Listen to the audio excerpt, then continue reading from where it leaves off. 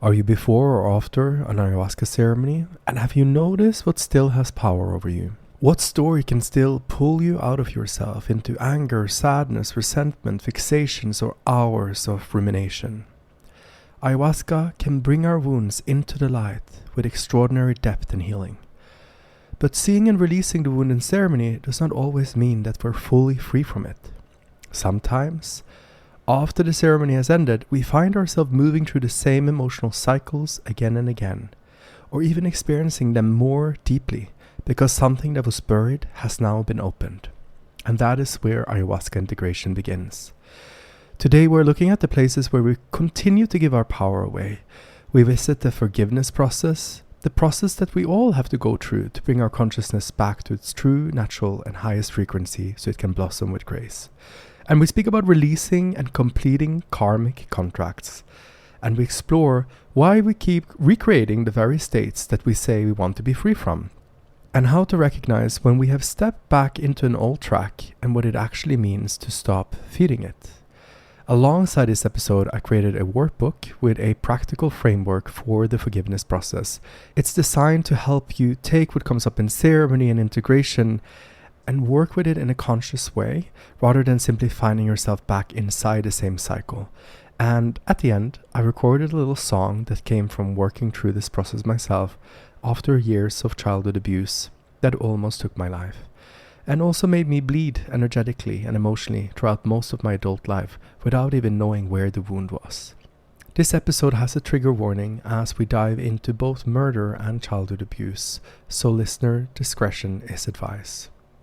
It's an honor to have you here with me today, so let's dive in. Ayahuasca, curandera, es espíritu de abuela, es mi alma, es mi guía, camino con luz, pasaría.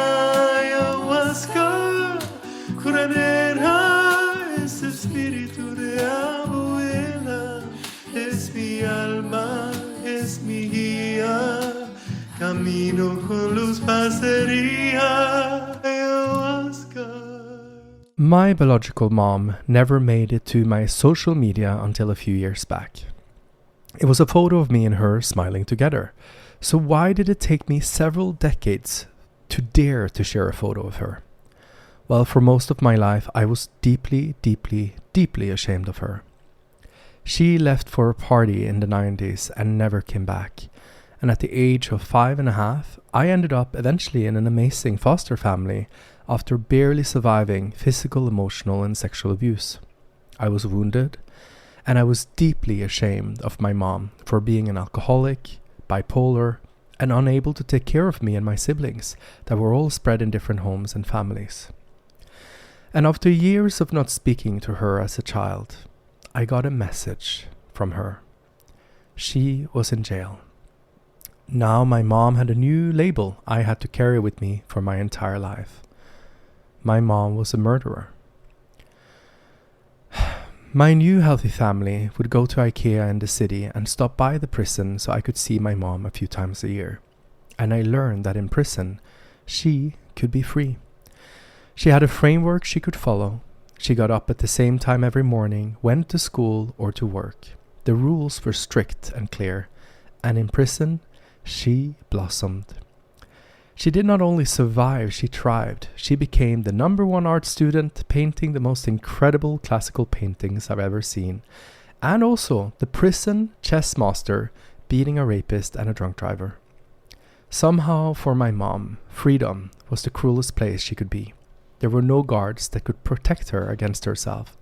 If she had a bipolar episode, all odds were against her. When she got out of jail, almost 10 years later, the same consistent framework was taken away by her freedom.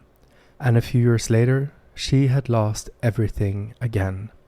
Even her newly bought apartment, all of her beautiful painted artworks, and she had lost touch with me. As an adult, the next space I would get to meet my mom was, surprisingly enough, in an ayahuasca ceremony many, many years later.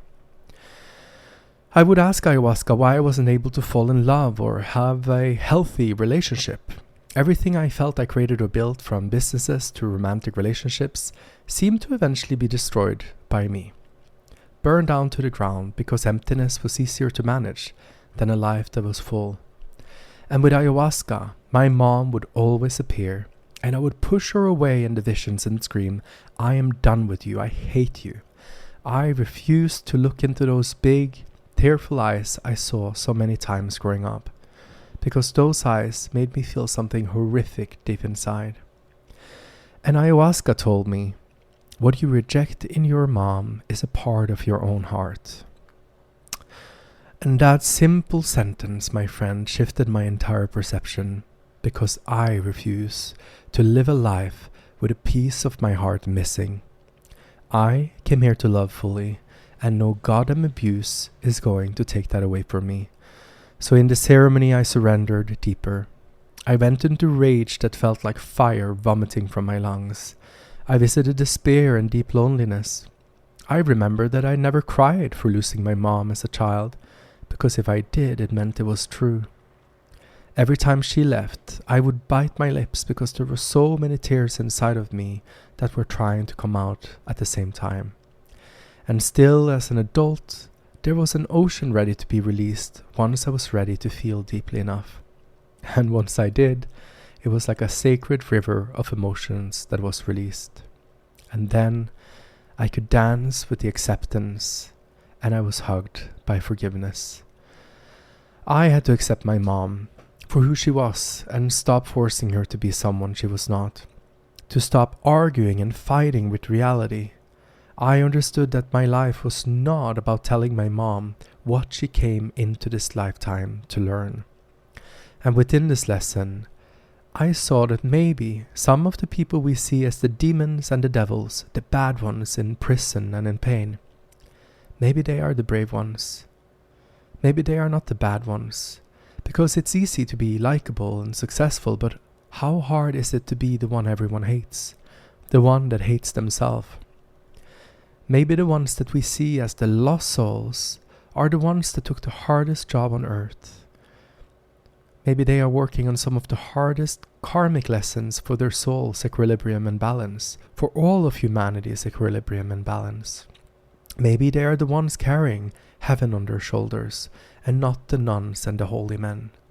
I know for sure, at least, that I would have never signed up for my mom's life. So maybe instead of judging her, I can honor her existence without living her experience. In this lifetime, my biological mom has been my reverse role model. She taught me what not to be. And I see now that she gave me one of the greatest blessings through our broken hearts.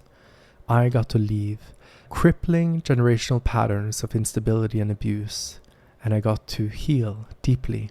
And I get to enjoy a loving family with Christmas. I get to experience true love, friendships, and I get to walk around with a heart that is open and whole. I get to live, work, and breathe and sing on this path of healing with all of you, my soul family. Healing truly is my home. That's where I grew up, and thanks to all the pain and the teachers I met on my path, and the wisdom and experience I've cultivated as a gay guide, all of that would have been flat, one-dimensional, and like a textbook without lived experience if it wasn't for my mom. Yet the process of coming to forgiveness, acceptance, and letting go, it's truly not a linear path or a 5-step strategy. It is truly a living, breathing process. And some parts of that process took me years. Because every wound we have is a weaver of energy patterns, and all the dimensions of our spiritual self come into play when we start doing this deeper work. So today I am giving you the process that has worked for me and those I work with. But just know that every part of this process can take years or decades. So please don't try to rush yourself through this as if it's a mental strategy. You can download the workbook in the episode description.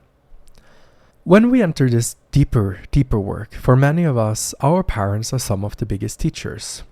And somewhere inside the journey with my mom, I began to understand something much bigger than forgiveness. I had already gotten away from most of what hurt me. I had survived it. I had built a different life. I had found people who loved me. I had created distance from many of the people and circumstances that had caused me pain in the past. I even moved far away from the country. But distance is not the same as freedom, because we still have ourselves in the luggage wherever we go.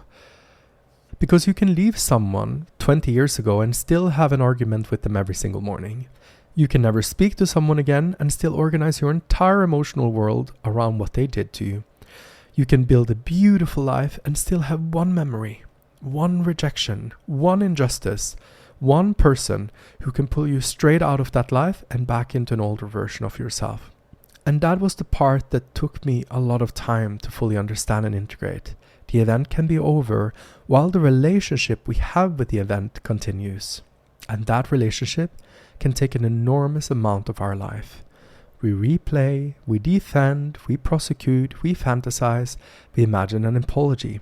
We imagine the punishment. We imagine them finally understanding, or we imagine reality becoming different from what it was. And every time we do, we return to the same emotional track. For me, this is where the question has changed. It has stopped being only how do I forgive what happened, or why did this happen to me, or how can I forgive myself, and became what still has power over my consciousness. Because a great deal of suffering comes from wishing reality was different from what it is. I wish this person loved me more. I wish they understood me. I wish they had treated me differently. I wish they understood the profound nature of my ayahuasca ceremony. I wish my mother had been healthier. But reality always wins. That does not mean that what happened was right or wrong. I'm just saying it happened. And it does not mean staying close to someone who continues to hurt you. Acceptance is not approval or permission. It is simply the moment we stop asking the past to become different. Because I cannot change another person. I cannot change what they are capable of. I cannot change what happened 20 years ago. So eventually another question has to become more important. What am I going to do with my consciousness? That's why I'm here. And now I live at an ayahuasca retreat, and trust me, I'm no guru and no maestro, and since being here, I have had this unusual opportunity to watch my own mind very closely. Here, you are surrounded by nature, stillness, ceremony, integration, and people moving through their own processes, and your own material constantly being activated. So I started paying attention not only to what was coming up during ceremony, but to what my mind was doing in the days, weeks, and months afterwards. And I noticed something that was almost comical, because I would go into an ayahuasca ceremony, and once I was no longer looping around my mom or around the abuse experience as a child, my mind would find something else. All betrayals, all business relationship, all things where I said or did something wrong so I could bathe in guilt all over again. People have taken advantage of me, people I have taken advantage of, people had defrauded me, things that happened 10 years ago, 20 years ago. And of course, some of those things still carry emotion. There were anger that needed to be felt, there were lessons that had not been fully received, there were places where I had abandoned myself, places where I had ignored my intuition, places where I had tolerated things I would not tolerate today. And I started noticing the difference between processing something and being possessed by it, visiting a trauma to release it, and being in a trauma trance. Because my mind did not simply want to understand the past, it wanted to reactivate it. Suddenly I wanted to go back to old business partners that I co-owned companies with 10 years ago who defrauded me, and I wanted to sue them. I wanted to tell them exactly what they had done to me. I wanted them to understand the pain they had caused. I wanted to reopen conversations that had been dead for so many years and somehow bring it into conclusion. And what I could feel underneath all of this was something much younger. And it's interesting when we're very activated and in a very powerful energetic cycle of emotions, where we feel the rush to say or do something, it's so interesting to just stop and ask ourselves, how old am I now? What I could see was a part of me that was not fully matured, a frozen part that had stopped developing a long time ago. For example, since anger was never allowed to be felt or expressed when I was young, at the very same time, most of my anger actually came up to try to protect me and wanted to be expressed. It makes sense that I did not develop my anger in the same way as the rest of me. So when someone activates a part of me and my wounds where my anger previously wasn't allowed to be expressed, that younger self and that emotion comes out raw and not as fully sophisticated and integrated as who I am today. And it is beautiful to notice the age and to truly be with that part as if you met a child that was having a tantrum, having a crisis, and really needing a safe adult to be held deeply and hugged. And for me, and I'm sure for you as well, our inner child always wants to be heard, wants to feel safe. It still wants someone to say, yeah, that happened and that was wrong and I'm so sorry. Can you forgive me? You deserve better. I love you. You're safe here. And this can also become a fantasy of our wounded child, where it just feels if everyone could finally sit around the table, tell the truth, cry, apologize and hug, then somehow everything could be repaired. And sometimes that can happen, but most of the times, those who hurt us won't heal us. That's not the karmic contract. That's not the role they played. And sometimes going back is not healing, it's simply just going back. And something in me knew very clearly while I was going through my processes here at the Ayahuasca retreat was do not act on anything very potent while you are in it. Let yourself go into process, let yourself be with everything right now, don't write any letters, because if I moved while I was still in activation or reactivation, I might actually not be resolving an old pattern. I might be re-entering it, reactivating it. I might be opening energetic dynamics, relationship, karmic contracts that I had already spent years trying to leave behind. Especially parts of my life in my 20s that was completely a mess and where I have no desire to recreate anything. So I decided to have an integration experience with myself. What happens if I surrender deeper to this? Don't try to manipulate, control, or fix it. What happens if I don't send a message, don't call the lawyer, don't demand a conversation? What happens if I just stay with the energy and allow it to exist without immediately giving it an external target? And that is when things became very interesting. Because when the energy could no longer travel backwards into the past, it moved into the present. Because these energetic signatures and patterns, they can change costumes. The story changes, the character changes, the circumstances change, but the charge underneath, the current underneath does not. So suddenly someone living here would say something I experienced as disrespectful, and 5 hours later, I would still be thinking about it. Sometimes I would wake up the next morning and the mind would pick up the story straight back up. And I could feel this enormous reaction inside of me that was clearly larger than the actual event. And when the map doesn't fit the terrain, I know I got some work to do. Because what was the common denominator in all these relationships where I felt tension or triggers? It was me. And I started watching that very carefully because underneath each story was the same constellation of energy. Betrayal, dishonesty, my lack of boundaries, being deceived, being taken advantage of, being treated unfairly. And that was really confrontational to see. Because no matter how much healing I've done, those wounds, they still exist as sensitivities in my system. They no longer run my life. They no longer own me. But somebody can still scrape the surface of one of them and suddenly there is an enormous amount of energy that is moving. And if I'm not conscious, my mind will build an entire world around that energy. It will find evidence, it will construct arguments, it will replay conversations, it will take one moment and build an entire reality around it. And this is where another experience from my life became really important to recognize. If you listen to my entire podcast, you might have heard parts of this story before. Years ago, Ayahuasca asked me to go back to Norway and meet the people connected to the foster family. That was the place I ended up when my bio mom could not take care of me, because she was partying and mentally unwell. And this was the family that caused me most of my hatred, anxiety and anger that I carried, where I barely survived the abuse they put me through.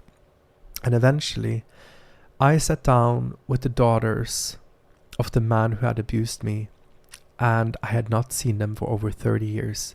This was the daughters of the man who made me drink from the toilet every day, who burned my hands, who pushed me from a cliff, who would terrify me almost every single night, appearing outside my window in a gorilla costume, while my evil foster mom would pretend she couldn't see him, making me believe that he was going to come and burn me alive, eat me alive and kill me.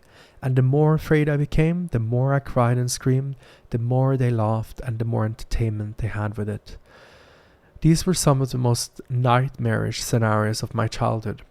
And when I sat down with these two daughters, they asked me a question I had not prepared for. They asked me, what is it that you would want to say to our dad? We will share your message with him. And I knew immediately what the answer would have been 5 years ago. I would have said, I hope you burn in hell, because that was the level of rage that I carried back then. But sitting there years later, after everything that had happened on my spiritual journey with ayahuasca, something completely different was present. What I could see was not only what he had done, I could see how profoundly lost a human being has to become to be capable of doing those things. And for all of us doing this deep work with Aya, we know that there's many different dimensions to this reality. And my foster dad's soul is also trying to find his way home. I don't know how many lifetimes that takes. I don't know how many reincarnations. I don't know what any of that ultimately looks like, because I'm not the Great Spirit. But I could imagine that one day, in some dimension beyond this one, this soul also comes back home to the Great Spirit's gate. And when I'm standing there, and when I see him come back into the light after that long journey in darkness, I will be the first to give him a hug. Because I have felt the pain of his disconnection from love. I felt what the pain inside of him became when he projected it onto innocent children and animals. And if someone had told me to forgive him while I was still actively carrying that terror and that grief and that rage, I would have wanted to yell all the bad words I could remember towards them, and rightly so, because forgiveness before the wound has had a chance to speak and heal is not forgiveness. It's suppression, it's spiritual bypassing, and for me it's re-traumatization, when people say you just need to let go of that, you just need to move on. Not being allowed to process everything that we are with love and grace and support until it's safe to let it fully go, it's not helpful for us who have trauma. The anger has to speak, the fear has to speak, the grief has to speak, and there are so many layers to this. It's like a trauma onion. So even if we now have an outside layer of that onion where we have all of these spiritual meanings and belief and it all happens for a reason, that does not mean that an inner layer, an earlier or younger version of you, can even comprehend what that means. That part still is sitting there with raw emotions that needs to be released, that needs to be held, that needs to feel safe. And that was the case for me as well. My body had to feel safe to be able to do this work and to process what had happened. Then I had to learn to tell myself the truth about it. I had to learn to tell others the truth about it. I had to stop minimizing it. I had to stop carrying the shame that did not belong to me. And only then could something larger begin to appear in my life. And it was not it was okay. What doesn't kill you make you stronger. What appeared was, I am no longer willing to carry this energy inside my body, inside my mind, inside my life. And that for me is very different. I don't forgive what they have done, but I can forgive them for their lack of consciousness, their lack of loving parents, their lack of guidance and teachers, their lack of love and accountability. And I can also forgive because I know there's a deeper karmic contract at play here that is activated between us to create equilibrium on a soul level, without removing any responsibility or neglecting any emotions and suffering experienced by an innocent child or human or animal. I, for example, can forgive my mom for who she became. I can forgive my foster parents for who they allowed themselves to become. But I don't forgive specific actions. I don't forgive abuse. But for the human being, the innocent being underneath the actions, I can forgive. And perhaps more importantly, I can forgive myself for the amount of anger, sadness, and hatred I had to carry to survive it, and for all the things that I acted out with while I was holding this pain and these wounds without understanding how to manage it. And as an onion, we will meet different layers of our traumatic materials, no matter who we are, and we will have a deeper and deeper understanding of all of it. And the irony of this now, after surviving all of these things that I've been through, and after doing years of healing around things that are really extreme, I can still find myself losing my peace because of really small things. There was just a forest fire close to the farm, and people asked me if I was okay or if I lost a night of sleep because we were running around like crazy, me and my Havaianas that almost caught fire and was almost melting, putting out this fire because the firefighters didn't show up before an hour later. And if we didn't take everything we had and put it out, we would have lost the farm and the ayahuasca retreat. I don't get traumatized for things like that. My system is made for emergency. But I can get very triggered about very small things. And I find that really funny. Because for me, the mind does not necessarily care about the size or the story. The old activation An energy that I have will find a vessel. And if it can't obsess about the foster parent anymore, perhaps it will obsess about something else. The story becomes smaller, but the energetic signature remains the same. This is what I pay a lot of attention to when I'm working with clients in integration. They will say, I just need to quit my job. The colleagues are so awful. And they are not aware that they're playing an undercurrent of emotion and patterns that will move into their next job or their next relationship. They're not working on the actual challenges and problems that are rooted from the inside. So we reactivate and we feel the resentment, injustice, betrayal. I was treated badly. They should not have done this. They need to understand. And this formed the question for me that has set me free in my integration journey when small things create big activations. Because if I already know that I will eventually always end up choosing to accept, forgive, let go, and send love, then why should I not just do it immediately? Why do I need to walk through the entire process every single time? Do 3 days of anger, journaling 20 pages, another ayahuasca ceremony, confronting someone, sitting in therapy talking about the same energetic patterns wearing a new costume? Can I just recognize it earlier and just say, enough, basta?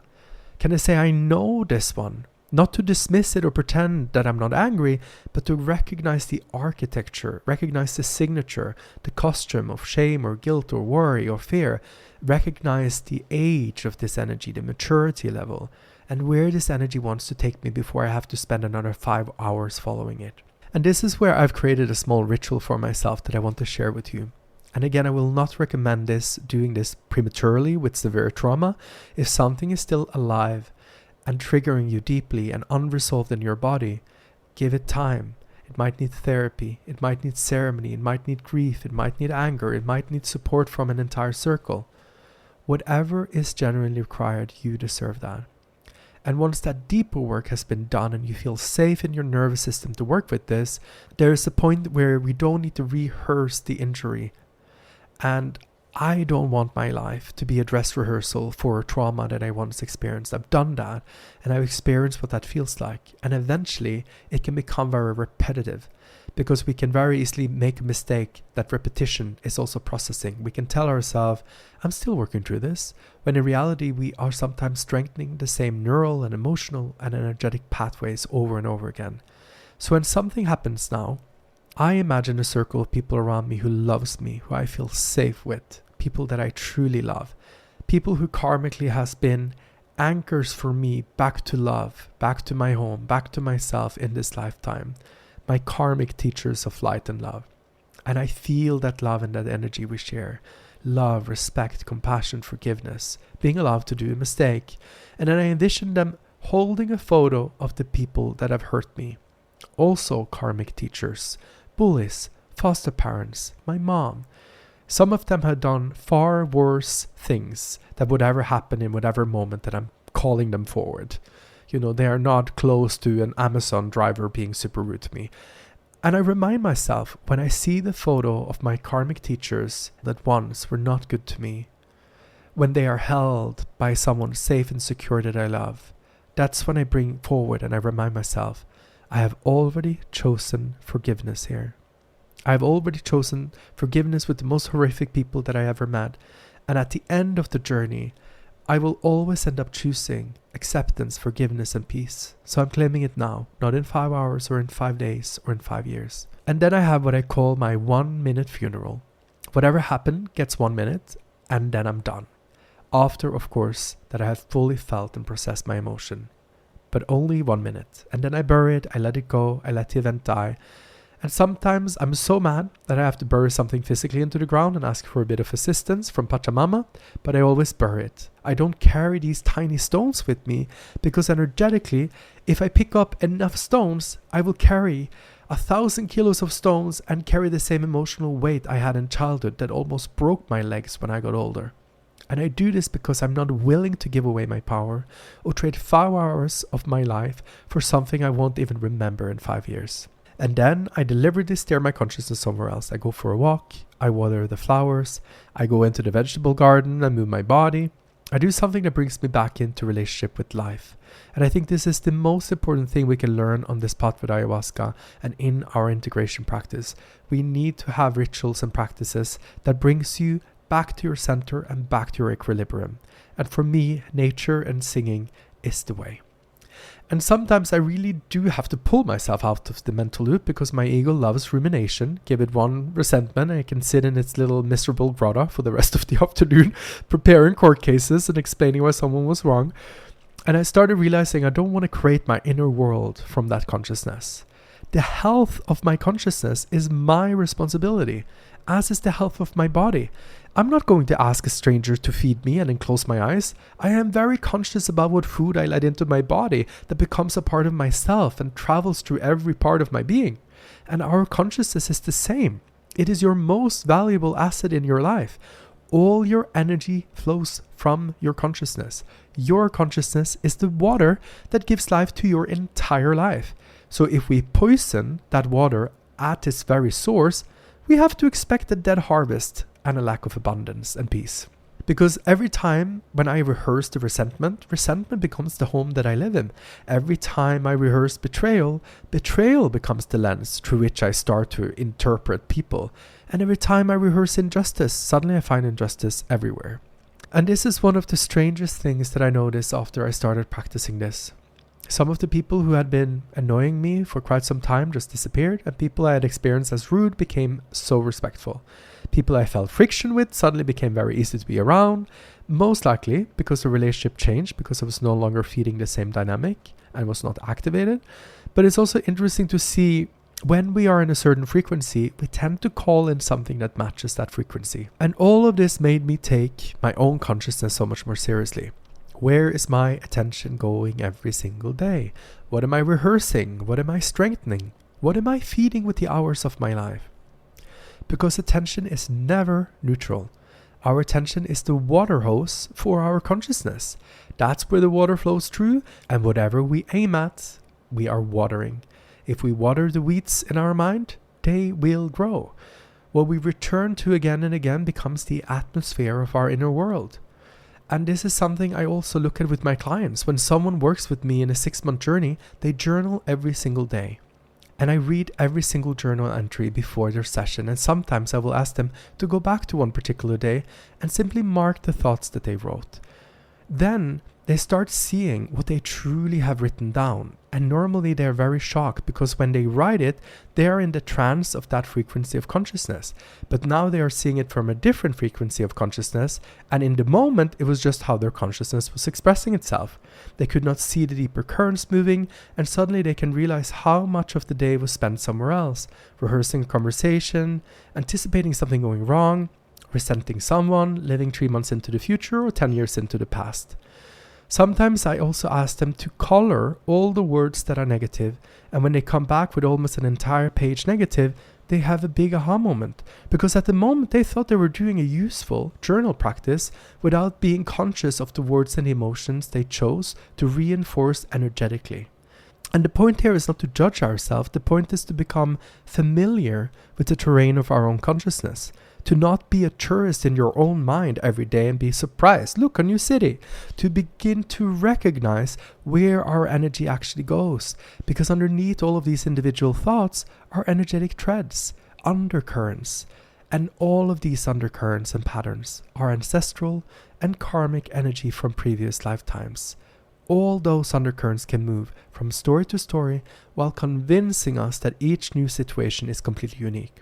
Different person, different year, different argument, same energetic current. And this is why I think it is easy in the psychedelic healing space and for our ayahuasca family to move from one trauma to another forever.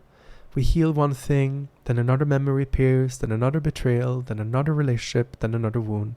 And then we go back into ceremony and work on that. And there is always real healing that happens in those processes. But we can spend years moving horizontally through these stories without becoming curious about the vertical pattern underneath them. So what keeps recreating the same state of consciousness for you? What is repeatedly taking your power away? What sends you into a trance or a fixation?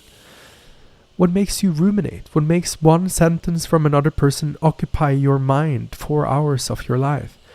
That's what is holding power over your awareness, over your inner self and consciousness.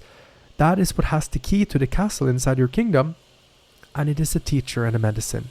And for me, this is where integration starts to become so much deeper. It's not about just healing the next story, but becoming so familiar with the architecture of your own consciousness that eventually you recognize these energetic patterns before they have completely taken over you.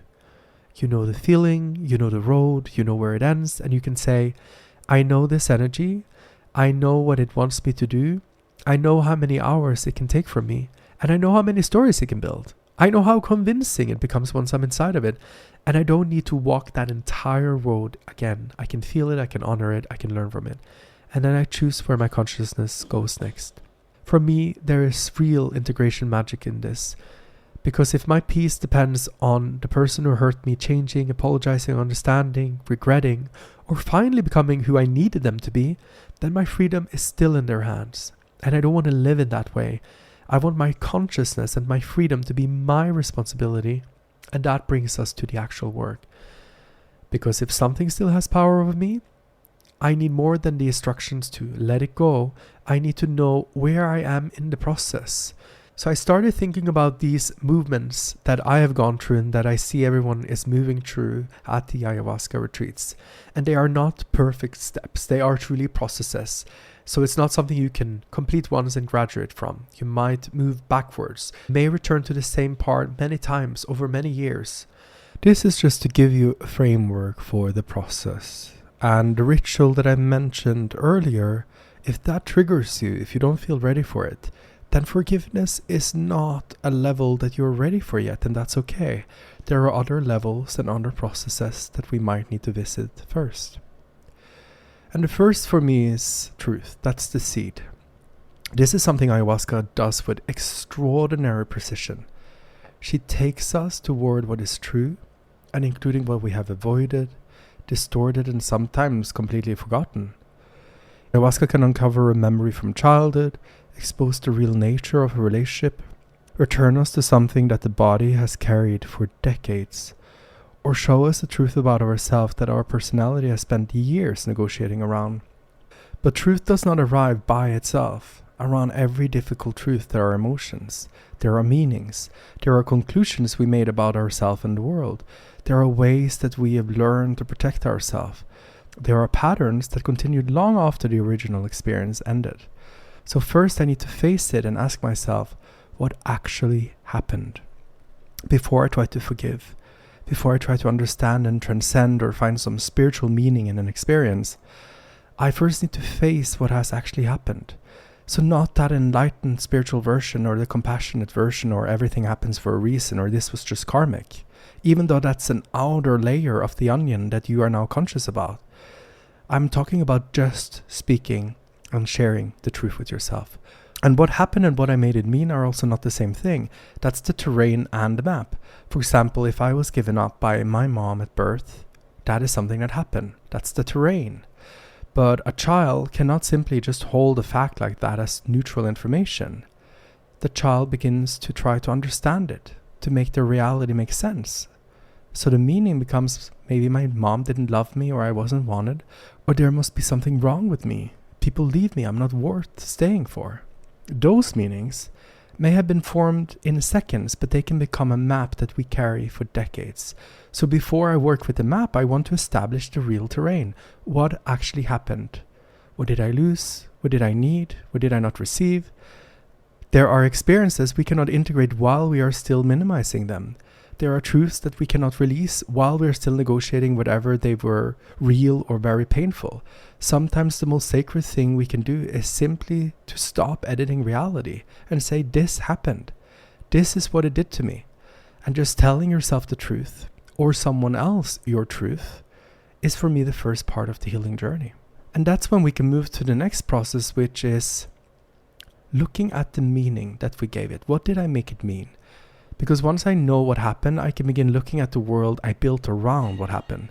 Because the event and the meaning have very different lifespans. The event might have happened once or over 5 minutes or 5 years, but the meaning can keep happening every single day. If the meaning I created from abandonment was, people I love will eventually leave me, that conclusion might quietly enter every single relationship that follows. Then a delayed message that you receive from someone you're in love with, it's not just simply a delayed message. Distance suddenly is not simply distance. Everything gets interpreted through that old map. This is why I want to become interested in the storyteller inside of me. What did this experience make me believe about myself, my worth, my voice, my power, my ability to trust, my right to belong in this world? What did it make me believe about love and intimacy, safety, family, money, or other people? So at this stage and in this process, I'm not trying to replace the old meaning with a nicer one. I'm just trying to see it clearly, because I cannot be free from a map I don't know I'm following. And since we build most of our life from the meanings we give ourselves, this is very important to be aware of. Most of us has created a book of beliefs about ourselves, a map for our life and our worth from the age of 5 to 7. So much of the belief system we have are important to become conscious about how they play out in our lives, as many of these beliefs are ready to be updated. And each update takes us through what I would call a death and birth process where our consciousness also expands. Ayahuasca can reveal a new territory for us, a new terrain every time, but transformation and integration require us also to redraw the map. If our beliefs do not change, neither does the way we navigate our lives. We can have extraordinary experiences and still keep taking the same internal roads. Then we move to the next process, which is moving into our feelings. Can I actually feel and experience a clean emotion around this? Because once the truth and the meaning becomes visible, there's usually a lot of emotions underneath them. And the work becomes less intellectual here because I have to feel it. There is a difference between feeling the anger and spending 4 hours prosecuting someone in the mind. There's a difference between grief and deciding nobody will ever love me. There's a difference between fear moving through my body and turning fear into prophecy about the future. The emotion is real and we want to have it clean. The emotion is real and we want to have a clean emotion without the mind. The story that forms around the emotion might be something very different. So I always try to come underneath the narrative of the mind. What am I actually feeling? Where is it in my body? Can I make myself feel safe right now? What happens if I don't resist this? Can anger simply burn out without requiring an enemy? Or can fear be felt without immediately becoming a prediction? Can I meet the part of myself carrying this emotion with love instead of trying to get rid of it? Some emotions I avoided for decades because I believed that if I really entered them, they would swallow me whole. And what I discovered was actually the opposite. When I stopped fighting them, they could move. Emotion has movement in it. It's emotion, energy in motion. And this is where I'm still honestly working. I still have emotions where my body starts shaking and I have to use all my consciousness in bringing myself back into center. There is none of these processes that just stops because we figure it out and we became enlightened. As long as we're humans, some of these processes are always going to be active at some level. And that takes us naturally to the fourth part of this process, which is acceptance. To be aware of, am I fighting for a reality or against the reality? Because once I face what happened, I've seen what I made it mean, and I allow myself to feel what it created, I eventually need to also meet reality. And this is where acceptance becomes so precise for us. Acceptance is not the approval, it's not deciding that something terrible was okay, it is not finding a divine explanation for abuse or betrayal or abandonment or loss. It is ending the argument with the fact that reality has already happened. And when we're ready to let it go fully and accept it, it's over. But sometimes we fight against reality. This should never have happened. And other times we're fighting for another reality. My mother should have loved me differently. They should understand what they did. They should apologize. My ex should finally choose me. They should become the person I needed them to be. That alternative reality can hold us for years. We are not only grieving what happened, we are maintaining an internal negotiation with a version of life that actually never existed. Acceptance allows that whole truth to stand together. This happened. I gave it meaning. It affected me. I have emotions about it. I may wish with everything in me that it had been different, and it is still the life that happened. There might be a lot of grief in that, but there is also ground where our roots can finally enter this reality and get deeply, deeply grounded instead of trying to grow in the life that we wish we had received. And once I'm standing on real ground, I can be deeply anchored. I'm steady. I am calm. I am at the center of my own reality again, of my own consciousness, and not a planet around a mental fantasy sun. And that's when another question also becomes possible. What belongs to me now? That's the fifth part of the process. How can I reclaim what is mine? There are things that I will never control. You cannot change another person's consciousness, so can't I. We cannot manufacture an apology. I cannot force someone to understand my experience. I cannot go backward and give myself another childhood. But accepting those limits does not leave me powerless. It clarifies what is actually mine. My attention and my consciousness is mine. My boundaries are mine. My voice is mine. My truth is mine. My light is mine. Who I allow close to me, it's also mine. And how I respond is mine. And what I refuse to repeat in my life, the life I create from here, is fully mine. So now the question is no longer, what did this experience make me? I have already explored that. The question becomes, who do I want to be? How do I want to love? How do I want to speak? What kind of relationships do I want to create?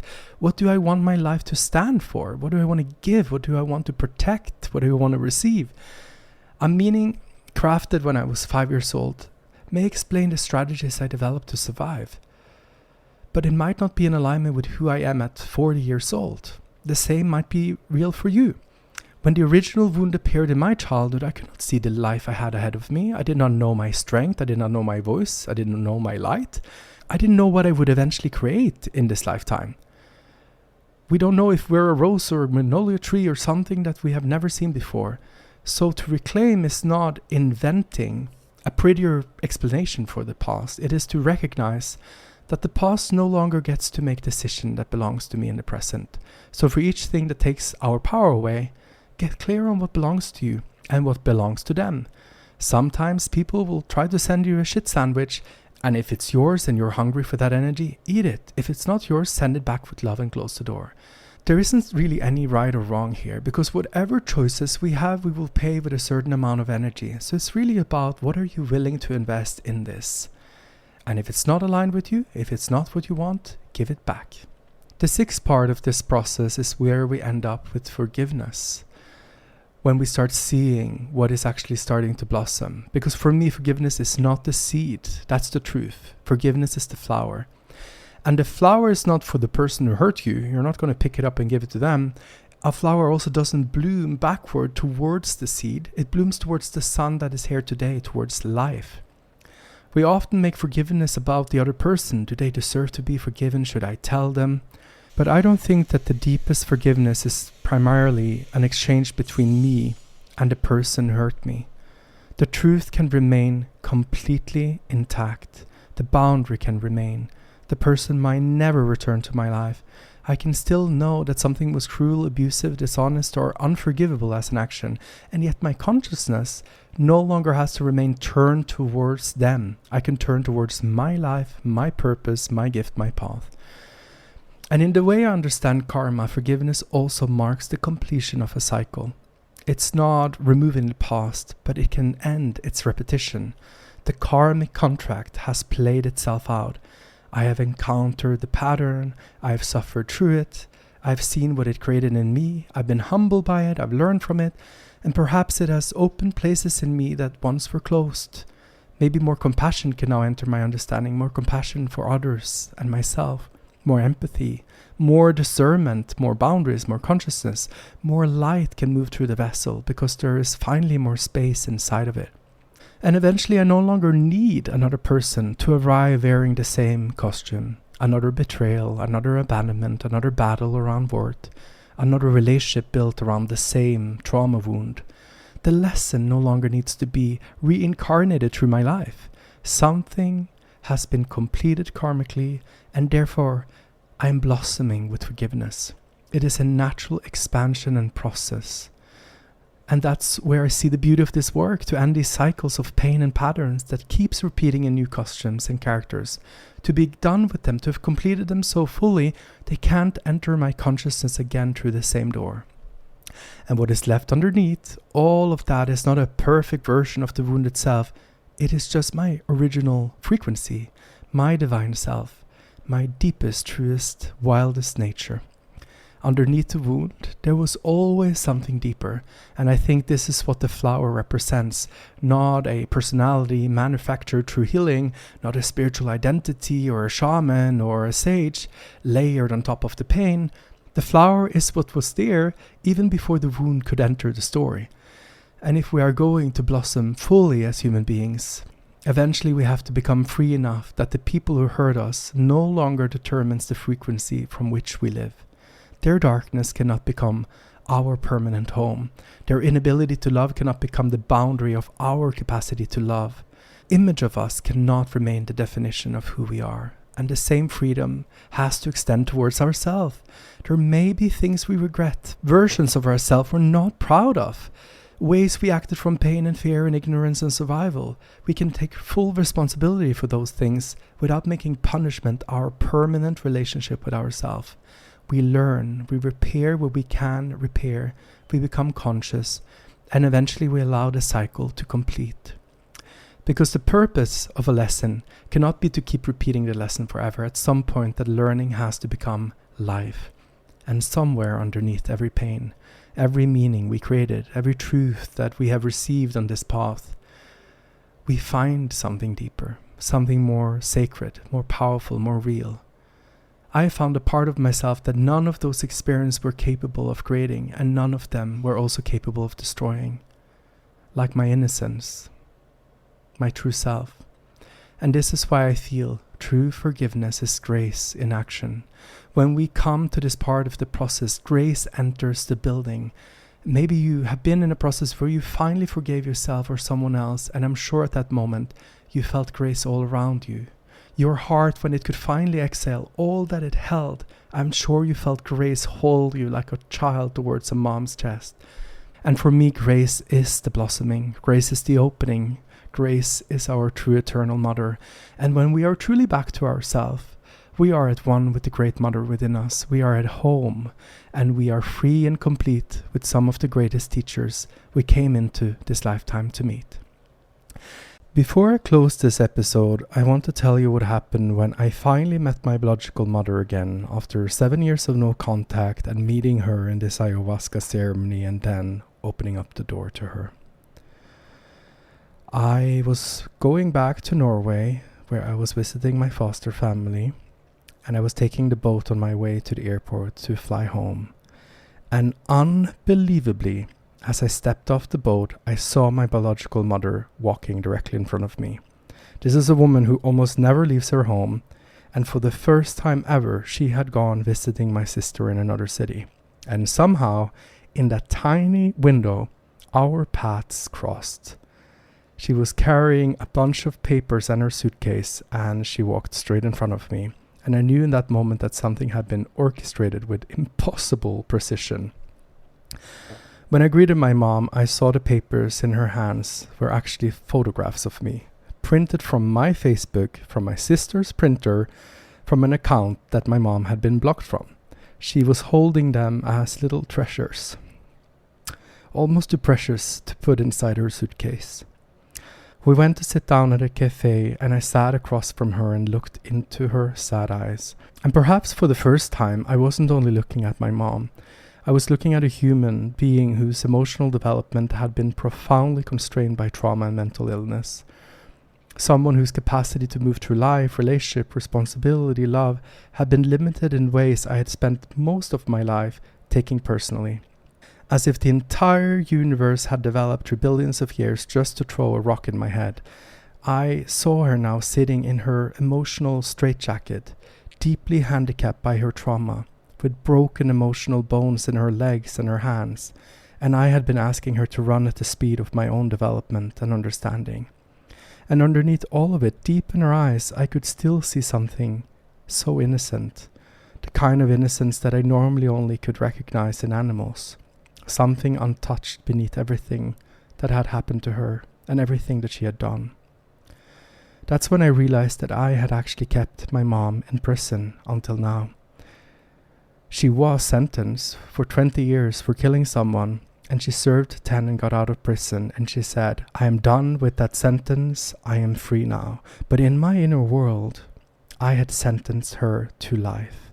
I had built her the smallest cell I could construct inside my heart, and she was guilty forever, responsible forever, someone I could keep returning to and blaming when I needed an explanation or a scapegoat for why my life was not working or hurting.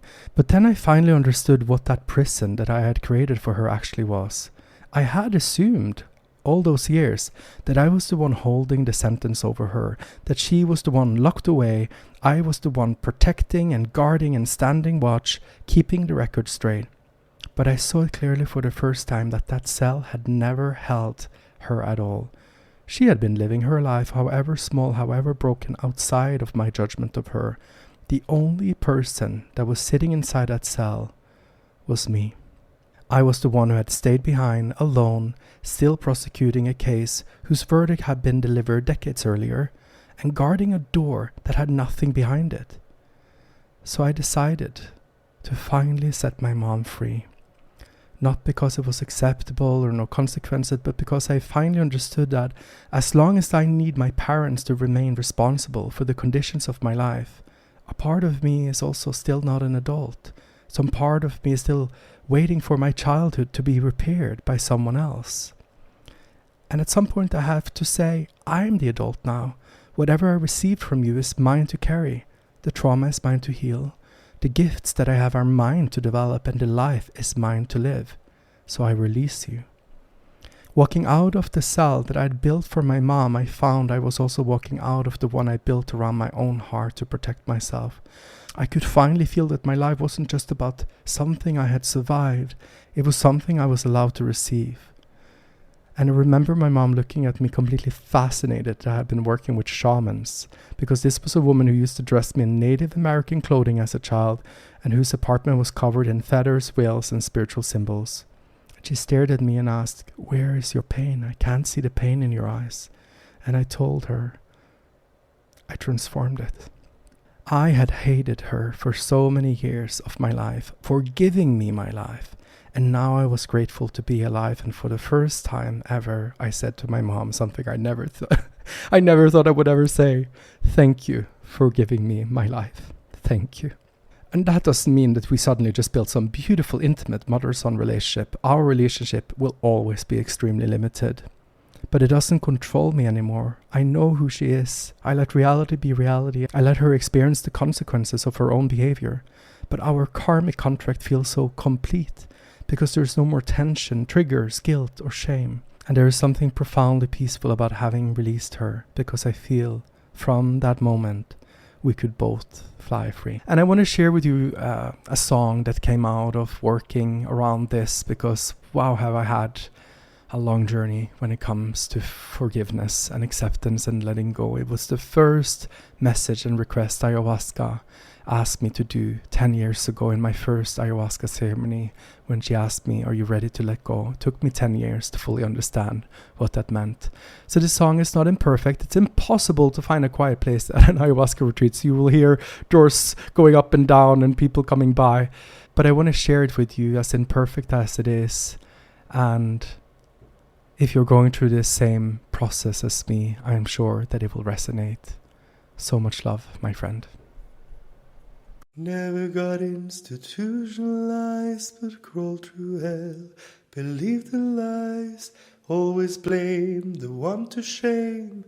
Over and over, carried fire for so long. Couldn't name what I did wrong. Fear the dark where hate belongs. Held the pain way too long, but look at me now as I'm walking with grace, standing tall with a smile on my face. You couldn't break me, 'cause I was more than you could see. You couldn't make me forget who I always was meant to be. One day ayahuasca ayahuasca came, she called my name. Through the pain, finally I could face my shame and rise from the flame. If I let my rage decide, I spit my poison and feel my pride. Then I become what I survived, so I stand on love's side. Look at me now as I'm walking with grace, standing tall with a smile on my face. You couldn't break me, 'cause I was more than you could see. You couldn't make me forget who I always was meant to be. Walking taller every day, heart set free, no more debt to pay. Now I know love will lead the way, and I choose it every day. Oh, I blossomed into song, standing strong where I belong. From my soul love carries on, living whole and moving on. Look at me now as I'm walking with grace, standing tall with a smile on my face. You couldn't break me, 'cause I was more than you could see. You couldn't make me forget who I always was meant to be. Now I get to walk my truth, share my gifts with me and you. I know what I came here to do, and live what I know is true. And look at me now as I'm walking with grace, standing tall with a smile on my face. You couldn't break me, 'cause I was more than you could see. You couldn't make me forget who I always was meant to be. For more support with your integration journey, you can join our free weekly circles at ayahuascaintegration.org. You can also become a member for free on our platform, and inside the membership area, you will find all the workbooks, guides, and resources that are shared through this podcast, alongside community events, our circles, and information about our retreats. And if you're looking for an ayahuasca retreat built around integration and transformation, we offer both mixed retreats for men and women and a dedicated gay men's retreat. Both retreats follow the same integration first structure. The retreat does not begin when you arrive at the land. It begins from the moment you say yes. You start with private preparation calls with me or one of the integration facilitators, and together we explore all the 12 dimensions of your life, and we look at what is already moving emotionally, spiritually, relationally, mentally, and physically. From there, we create a personal preparation plan, your integration plan for where you are right now until you join us at the retreat, even if it's 6 months before you come. This includes specific meditation, journal practices, reflective questions on different areas of your life that needs your attention before ceremony. During the 2 months leading towards the retreat, you begin meeting the other participants through online preparation circles. You will hear everyone's story, build a relationship as a group, and arrive at the retreat already knowing the people who will be beside you in the ceremony room. You also get to connect with the shaman and the facilitators that leads different modalities during the retreat, as well as the doctor that accompanies us during our days together. The retreat itself takes place across 4 nights and includes 3 ayahuasca ceremonies, but the medicine ceremonies are only one part of the experience. The retreat brings together more than 10 ceremonial and integration modalities, including breathwork, family constellation work, integration circles, temazcal, sound healing, gong therapy, pagamentos rituals, and sunset ecstatic dance. Each modality works through a different doorway, Some help you understand what happened, some allow the body to release or express, and some brings you into your family system, into your relationship, your ancestry, or your place within the wider living world. And after you return home, the group continues meeting every second week for 3 months of integration. And this is where the experience begins meeting your actual life. And the formal journey ends with a closing ritual, but the community does not end there. Our medicine family continue meeting over time, and you can remain a part of that family as long as you want without paying any ongoing membership. You can find more information about our retreats at ayahuascaintegration.org. My name is David Fox. I am the founder of the Ayahuasca Integration Alliance, and it has been such an honor to spend this time with you today. Have a beautiful integration process, my friend, and I will see you next week. Ayahuasca, curandera, es espíritu de abuela, es mi alma, es mi guía, camino con luz, paz de día. Ayahuasca, curandera, es espíritu de abuela, es mi alma, es mi guía, camino con